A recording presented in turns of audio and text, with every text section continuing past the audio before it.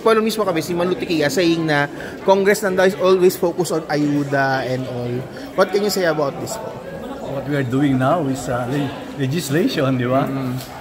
Ayuda is part of our job, looking funds for our constituents, of course. And the one implementing is the national agency.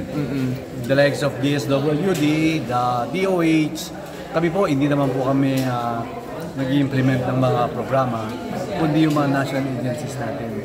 So, ang trabaho po natin is mag-legislate, and of course, number one na importante is to approve our national budget.